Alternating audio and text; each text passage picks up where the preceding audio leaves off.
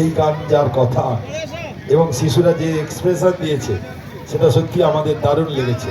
শিশুদের জন্য একবার জোরে হাততালি হবে। এরপরে আবৃত্তি পরিবেশিত হবে, পরিবেশন করবে মিথ্যে কথা শঙ্খ ঘোষের আরাধ্যা দাস। নমস্কার।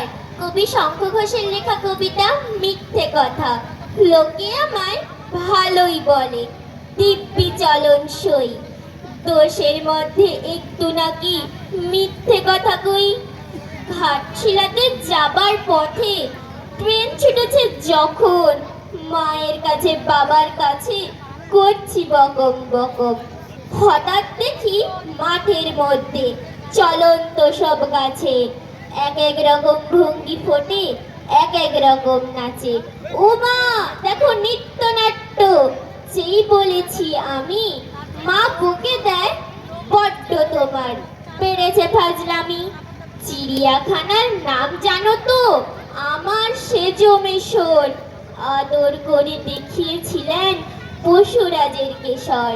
কদিন পরে চুন খসানো, দেয়াল জুড়ে একই ঠিক অবিকল সেই রকমই মূর্তি যেন দেখি।